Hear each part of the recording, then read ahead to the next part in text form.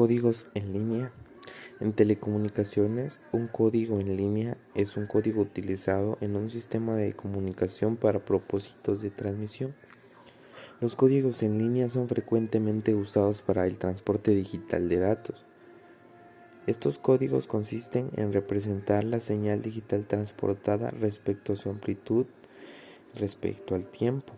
La señal está perfectamente sincronizada gracias a las propiedades específicas de la capa física. La representación de la onda se suele realizar mediante un número determinado de impulsos. Estos impulsos representan los 1S y los 0S digitales. Los tipos más comunes de codificación en línea son el unipolar, el polar, el bipolar y Manchester. Después de la codificación en línea, la señal se manda a través de la capa física.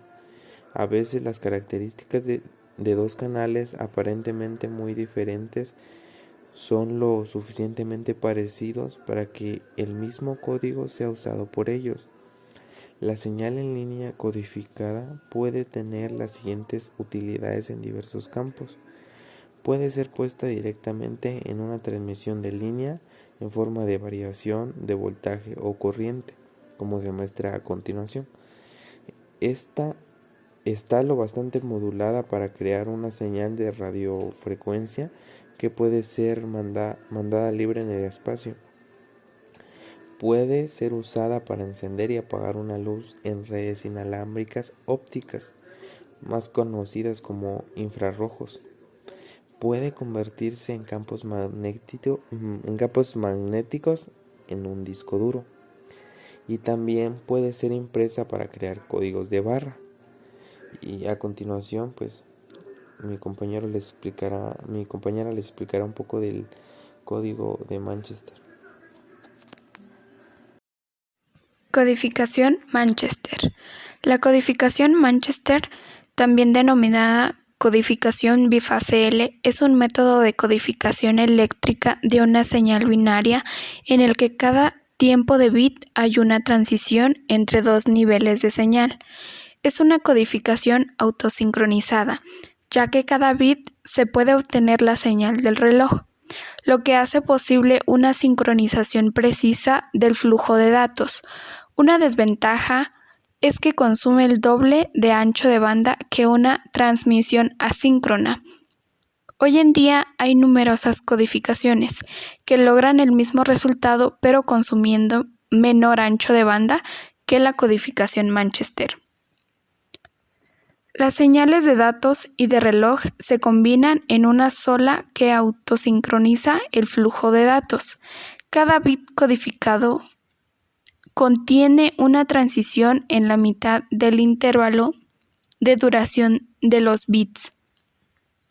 Una transición de negativo a positivo representa un 1 y una transición de positivo a negativo representa un 0. Los códigos Manchester tienen una transición en la mitad del periodo de cada bit. Cuando se tienen bits iguales y consecutivos, se produce una transición al inicio del segundo bit, la cual no es tenida en cuenta por el receptor al momento de codificar. Solo las transiciones separadas uniformemente en el tiempo son las que son consideradas por el receptor. Hay algunas transiciones que no ocurren a mitad de bit. Estas transiciones no llevan información útil y solo se usa para colocar la señal en el siguiente estado donde se llevará a cabo la siguiente transición.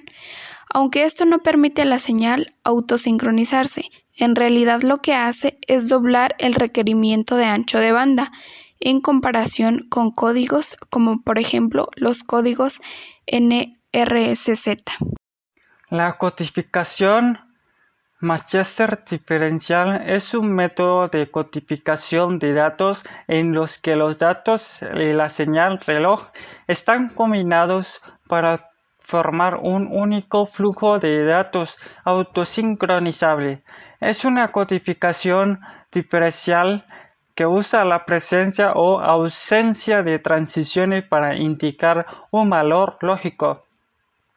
Un bit 1 se indica haciendo en la primera mitad de la señal igual a la última mitad del bit anterior, es decir, sin transición al principio del bit. Un bit 0 se indica haciendo la primera mitad de la señal contraria a la última mitad del último bit, es decir, con una transición al principio del bit.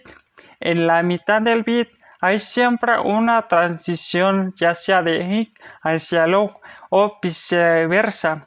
Una configuración inversa es posible y no habría ninguna desventaja en su uso. Ventajas: detectar transiciones es a menudo menos propenso a errores que comparar con tierra en un entorno ruidoso. La presencia de la transición es importante, pero no la polaridad.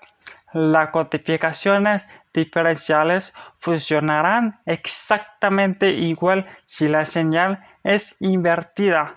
Cables intercambiados. Ausencia de la transición esperada. Desventajas: al menos una transición por cada bit, pudiendo tener hasta 2 en ese mismo periodo. La velocidad de modulación máxima es el doble que en los NRZ. El ancho de banda necesario es, por tanto, mayor.